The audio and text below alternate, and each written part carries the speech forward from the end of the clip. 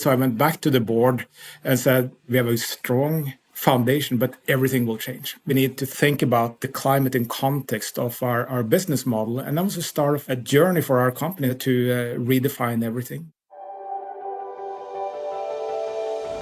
Call them change makers. Call them rule breakers. We call them redefiners. Join us in conversation with daring leaders who are creating extraordinary impact and driving change from around the globe. Each episode gives you a fresh perspective on your leadership and career journey. I'm Hoda Tahoun, a leadership advisor at Russell Reynolds. I'm Clarke Murphy, the former Chief Executive Officer and a leadership advisor. And this is Redefiners. Hi, everyone, and welcome to our end of season episode of Redefiners. I'm not sure about you, Clarke, but this year has really flown by. I know. You said final episode, and I'm like, holy smokes, how'd that happen? How did we get here? I know. I know. It all kind of rolls from the 1st of September forward. But I'm like, wow, this one swept by even faster. Maybe I say that every year, but we've arrived here quickly. And I got to tell you, I'm a little tired, but I'm ready to get a break for the holidays. I'm ready. It's been a very, very busy year. I'd love to hear about some of your top highlights, but let me tell you some of mine, Clarke. Oh, I'm all in. Let's go. So one of the top highlights for me was being invited to be your co-host on Redefiners, being a part of Russell Reynolds' capstone training program in London, which was phenomenal. And I learned how to put a topspin on my serve in tennis. So now the game is going to completely change. Well, I think that's a pretty good year, to say the least. I think so. Clarke, what about you? What are some of your highlights from this past year? Our eldest daughter, after 5 years in San Francisco, moved back to New York. So we're restacking the deck with the family.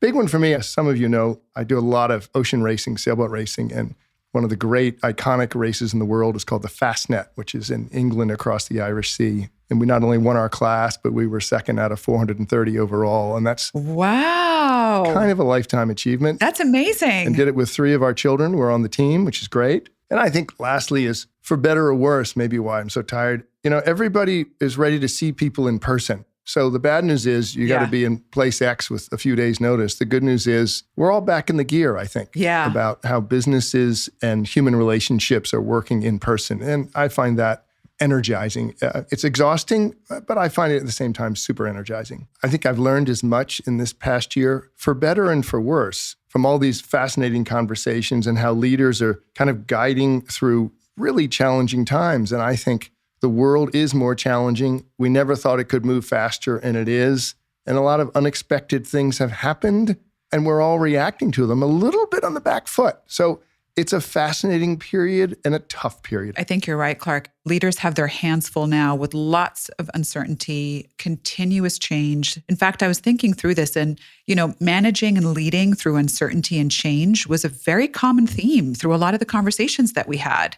I mean, Clarke, if we thought at the beginning of 2023 that geopolitics was on everyone's mind, my goodness, it's just daunting where we sit now at the end of the year. I feel kind of selfish saying I'm exhausted because I'm traveling a lot. Jiminy Christmas. The humanitarian toll that we watch every day, read about, hear about is globally exhausting. And we have to recognize that, as well as we talk about business and all these things, Hoda, in this podcast. But I think the world is tired and sad. And yet, as leaders, we have to pivot to move on, but recognize the emotional toll. I find it super challenging, and finding the right balance is so, so difficult. There are so many issues, but whether it's AI or interest rates, inflation, local politics, and then we put sustainability and net zero on top, emerging technologies.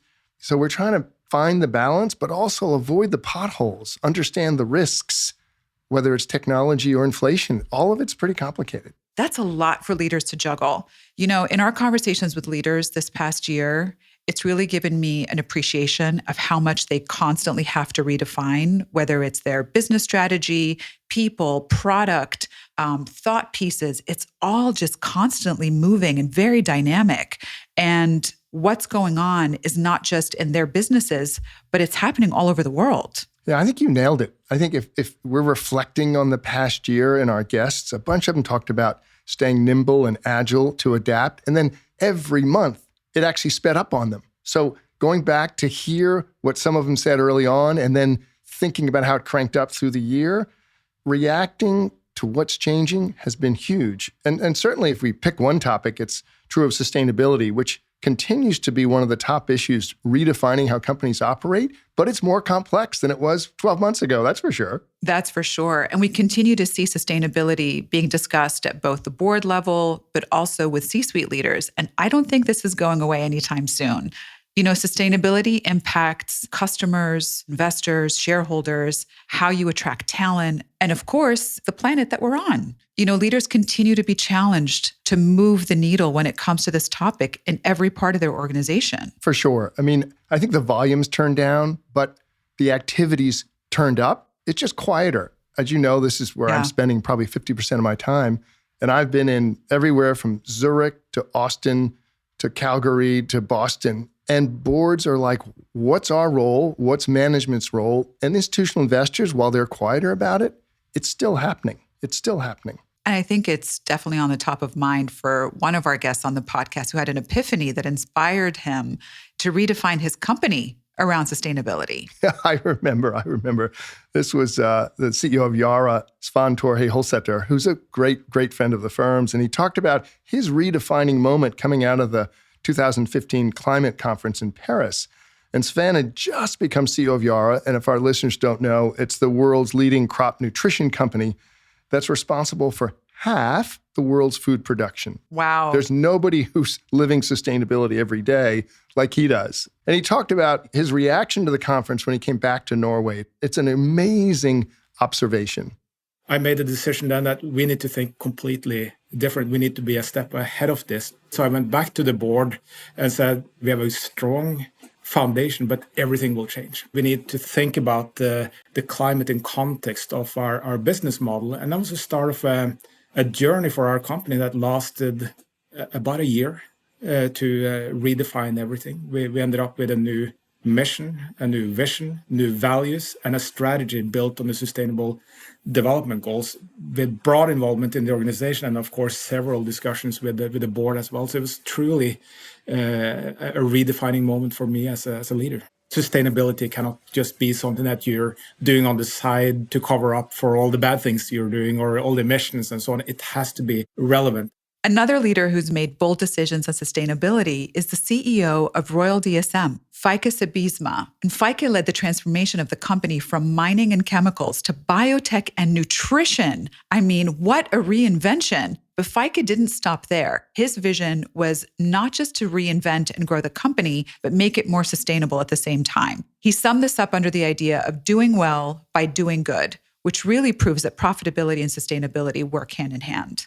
We defined leadership as you need to have a vision, you need to be connected with your people in the world, you need to implement that vision by being decisive and then generate results and develop people, etc., all the leadership characteristics. But for me, the whole leadership journey starts with insight. Insight in yourself, your strengths and weaknesses, insight in the people you work with, and insight in the world you operate in. I know we're not supposed to have favorites, but I got to tell you, his stories, particularly about the funerals held for initiatives that didn't work, he still remains at least one of my favorites, to say the least. Those themes of insight and transformation, innovation, were at the heart of a bunch of our conversations this year. And I have to say, one guest had innovation at the core of his career and his business. Co-founder and board member of First Mode, Chris Voorhees, solves seemingly impossible problems on Earth and in space. So let's just think about that. If we think our jobs are tough, let's go solve a problem 30,000 miles away, okay?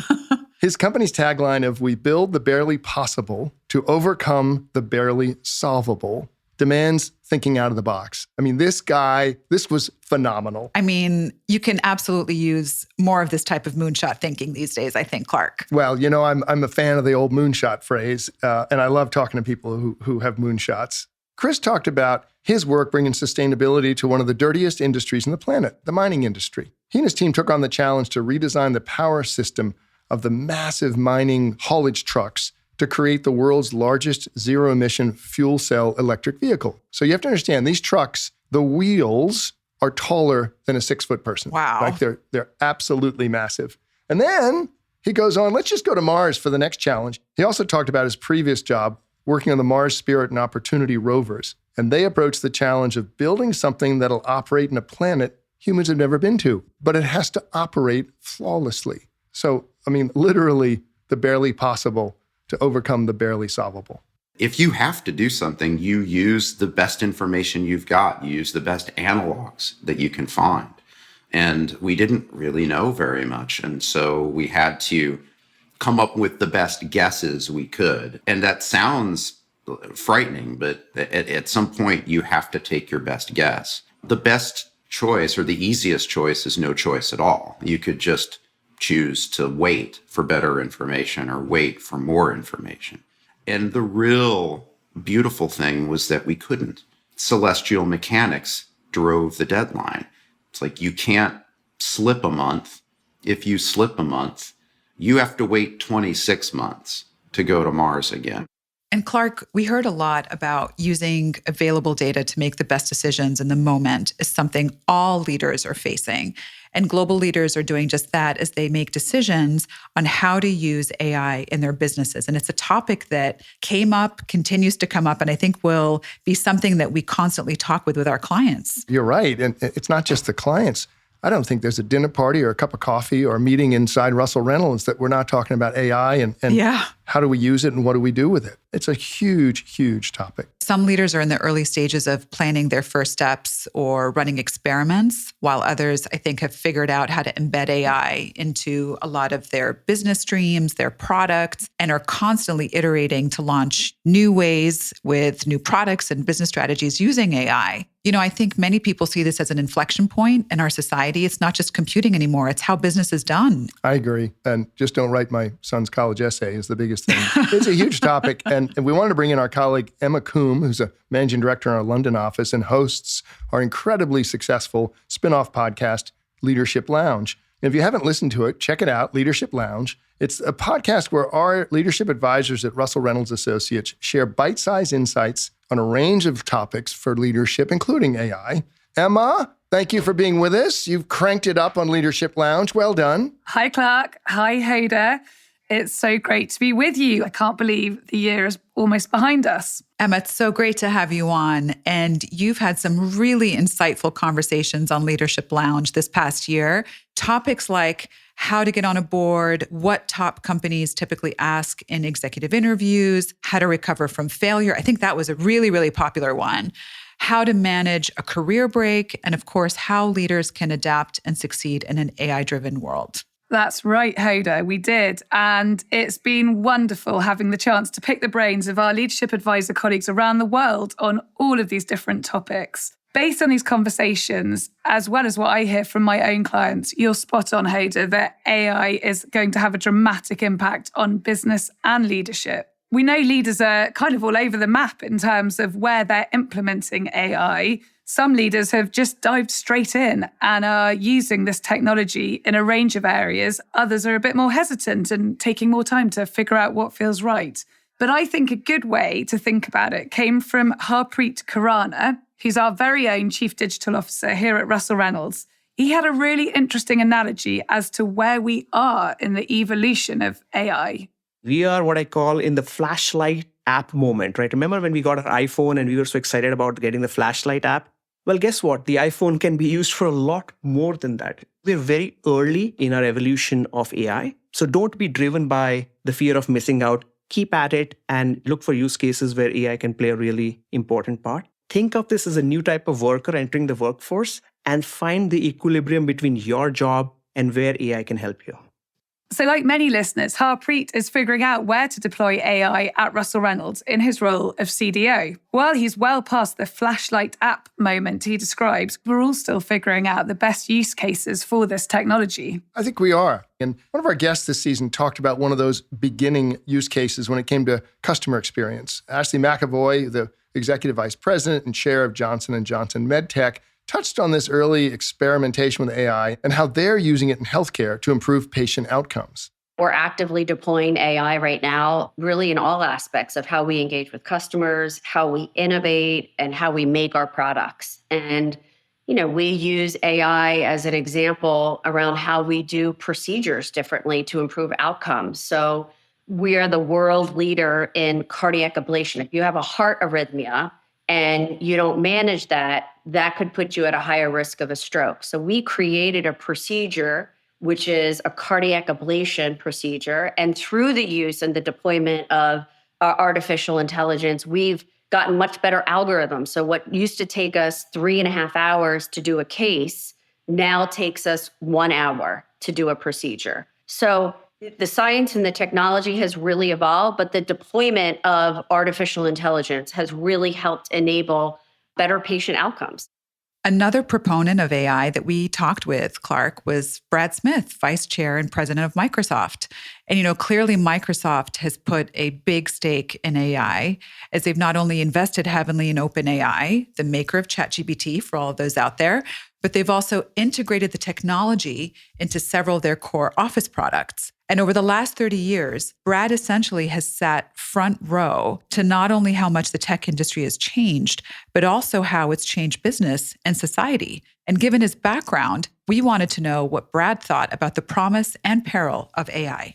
Fundamentally, every technology is a tool and a weapon. That's the reality. And AI is in some ways one of the most powerful tools that humanity has probably ever created. And therefore, by definition, it could become one of the most formidable weapons if it is misused or abused by people up to doing the world harm. And so what do?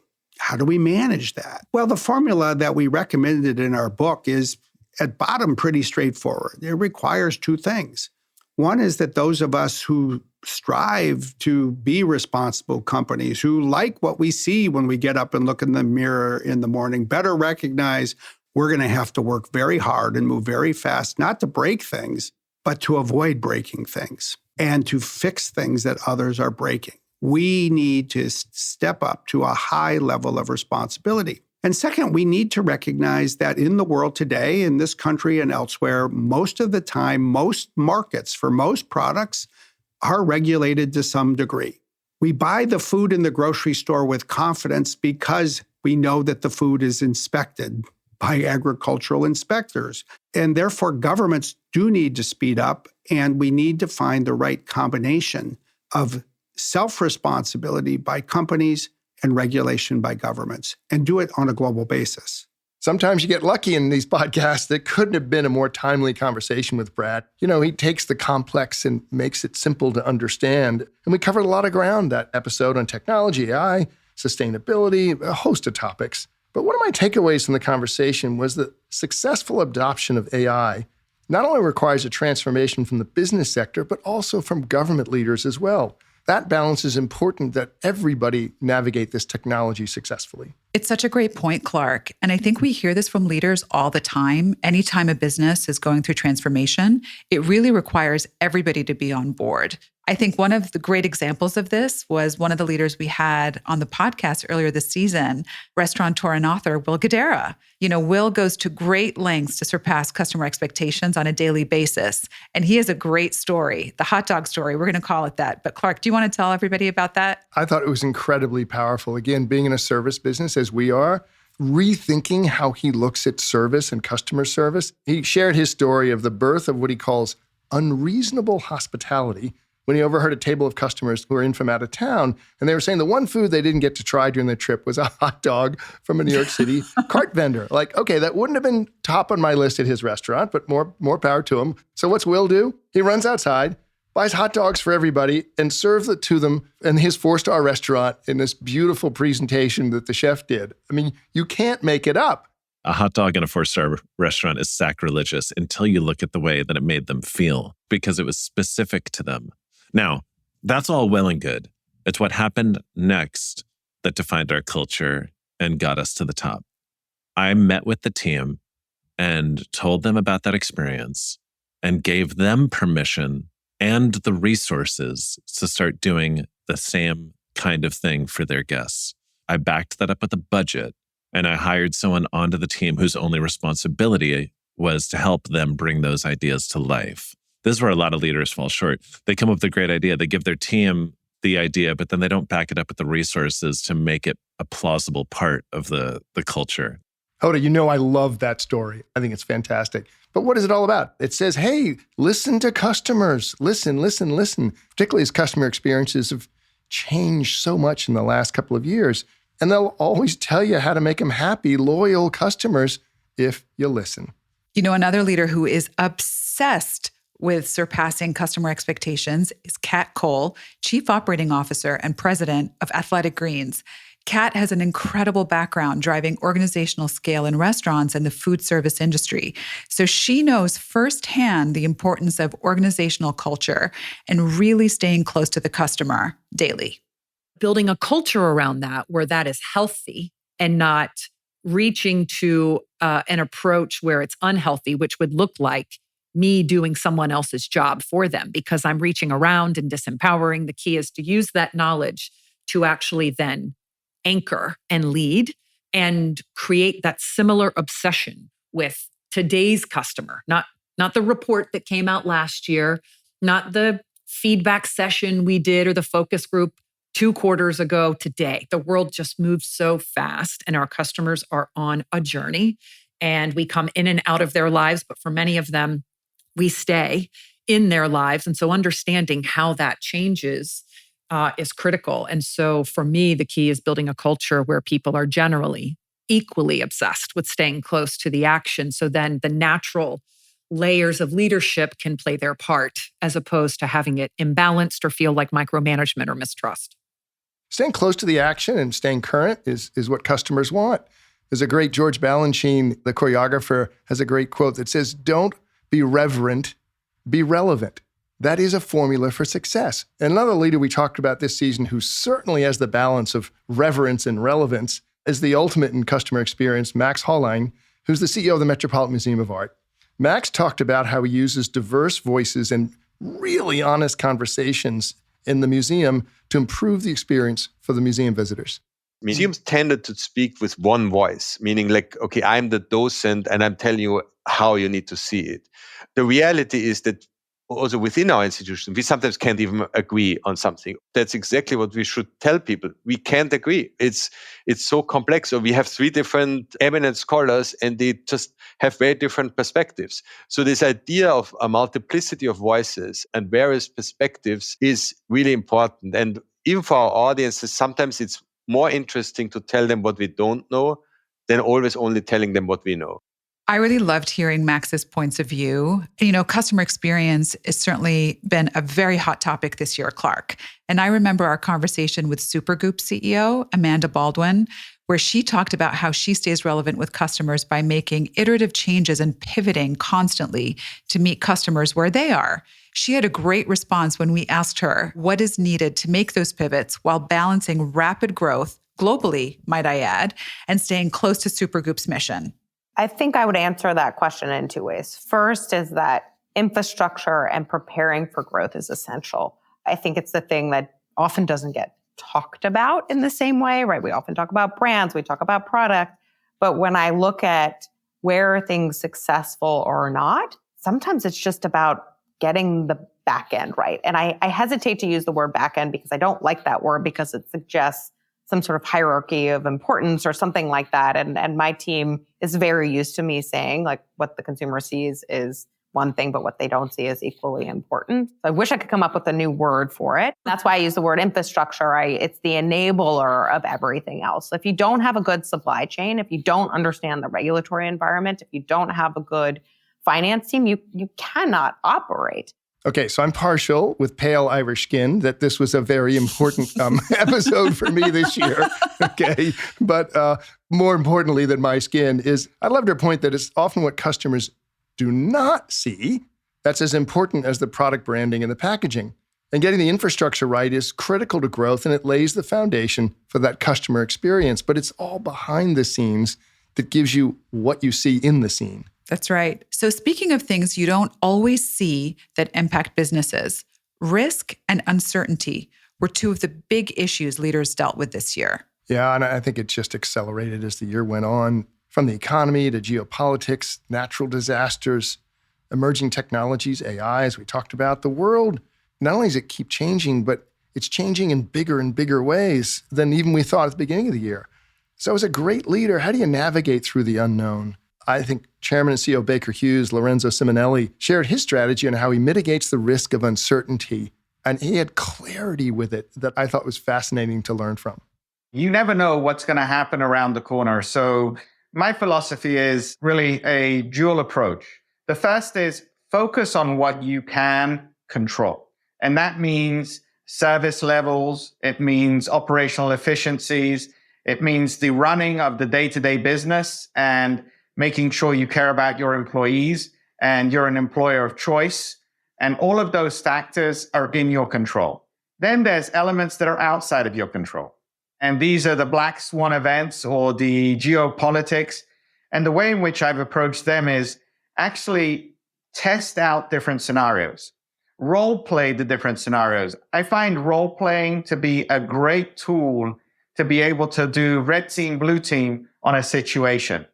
And if the event ever happens or a like event happens, you can start to implement that role playing and you can start to put the actions into place. You know, Clarke, Lorenzo brought up some great points. Scenario planning is a key tool in the toolbox for CEOs and boards. It's really a great way for leaders to workshop responses to crises before they happen so that they're ready if and when they need them. But sometimes, despite all the planning, things just don't work out as planned and leaders have to deal with failure. So for this topic, we want to bring Emma back to the conversation. Emma, I know that you covered this topic quite a bit. We did, Hoda, and as you said, it had great listener feedback because failure is something we all have to deal with, right? At some point in our career, often more than once. And if we're not taking risks, innovating, trying new things, then we're not learning, we're not growing our organizations. Without failure, there is no success, and vice versa. But knowing how to deal with and recover from failure is key to developing that growth mindset that leaders aspire to have. And we had some great advice from our colleague Anu Puranik, a managing director, on what failure and recovering from it means to her. A leader who is working through failure is going through a very, very tough patch, right? I think it's important as a leader to acknowledge the fact that some things that they have tried haven't worked. And a lot of leaders get to their roles by having done everything right each time. And so when they actually face failure for the first time in their careers, it's sort of earth-shattering in multiple ways. But having said that, I think it's important for each one of us when we are at that stage in our lives to take a moment and reflect on what's gotten us there. And that reflection piece is something a lot of leaders forget to do. This is a time taking a little bit of a step back, reflecting on what's happened, what's gotten you over there, and more importantly, trying to see what is the lesson that this failure is teaching you. At the end of the day, it's something that you tried and it didn't work. People who don't try never know what failure is, but they never know what success is either. Anu had such a great point about the downsides of not trying because you're afraid to fail. Listen, risking failure is never easy, as we've talked about, but without risk, I'm not sure there's a reward. And Clarke, this makes me think of something else that Brad Smith mentioned when we talked with him about risks and learning. You asked, do people need to learn before they leap? I actually think they need to leap in order to learn. That is the only way to learn. There's a limit to what one can really apply to your own business if you're not experimenting. When we talk about experimenting and taking the leap, there's probably no greater personal risk than a career change, especially when you've been successful in the career you're changing from. One of our guests this season did just that. Stephanie Rule, the host of MSNBC's The 11th Hour, shared her story about taking a huge career leap from banking to media and how she alleviated that risk for an employer who was also taking a big chance on an unproven anchor on her. And the next day, I had lunch with Andy Lack, who ran Bloomberg Media. And Andy said, in the new world of media, you don't have to know how to be on TV. You don't have to go to journal. He goes, you don't have to read a teleprompter. He said, you need to know the content, love the content, and the audience has to like you. And I said, I have 1 and 2 better than anyone that works for you. Number 3 will be a risk, but I'm going to mitigate the risk for you. You can pay me the lowest amount of money of anybody who works in this entire company. You just had to give me a show to anchor and hire someone to teach me how to be on TV. It was fascinating to hear Stephanie talk about the risk of switching careers, as there was no going back to banking once she left. She was someone who's not afraid to do the hard work, whether it was in finance or in cable news. You know, I could relate a lot to Stephanie's story, Clarke, because I left banking and came into executive search and talent advisory. And doing the hard work and managing uncertainty and risk are also core elements when it comes to investing. And one of our guests this season has been incredibly successful in this regard, so much so that his company is sometimes called Baby Berkshire, as it shares a similar investment style as Warren Buffett's Berkshire Hathaway. CEO of Markel Group, Tom Gaynor, takes a long-term view when it comes to investing and risk tolerance in his business of insurance and investing. We talked with Tom about how he manages uncertainty. It is a tremendous gift to work under a leader who is able to stick to the long term. I mean, the fact of the matter is, if the long term were easy, if there were never any ruts, if there were never any bad days, well, then everybody would do it. But the reason so few people do it is because you do have to endure periods like that. And to be able to have a partner who was able to stick to the ideas, to stick to the values through the tough times, well, that's what matters. Everybody sticks with it during the good times. It's the tough times when you start to know. I was so fascinated by Tom's episode. I got to tell you a story. Last week, literally, I flew to Richmond to have dinner with him in person to say... Oh, you did? I did. I said, I want to learn more. And, Hoda, all these people say, when you're in town, please come by. And yeah, I finally did. For me, this concept about taking the long-term view to let things play out, to get through the bad days, to really believe in the long term, I think we don't really do that enough, but he certainly does. And the concept of have the ability to stick to your values, trust in the long term. It's critical to get leadership buy-in, particularly from your board, but stick to the long term.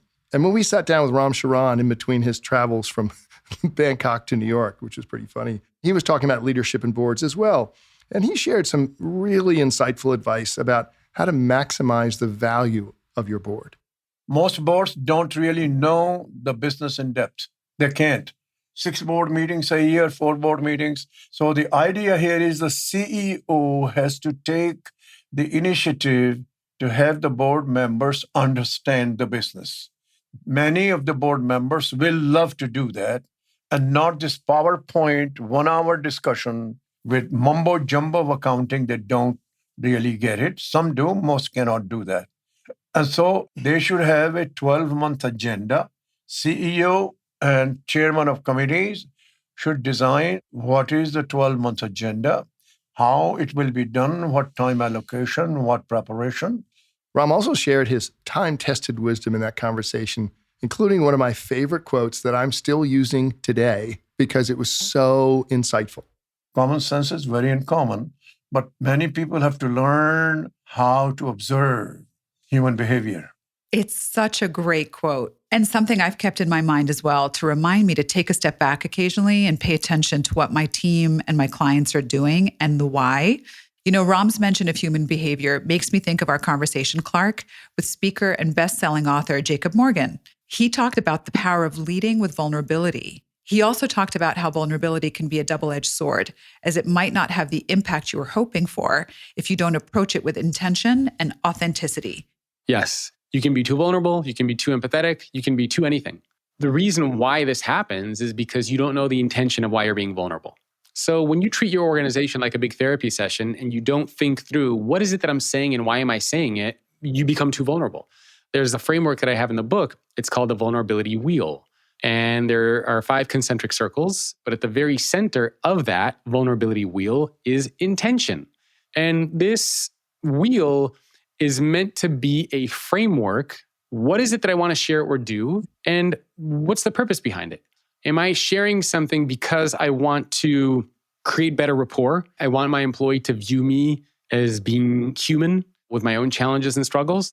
One of my big takeaways from that conversation was how leaders can bring their humanity to work in more effective ways to help their teams excel, and finding that balance of authenticity and emotion and humanity. So speaking of bringing your humanity to work, I think we need to bring Emma back to the conversation as she's covered this topic on the Leadership Lounge.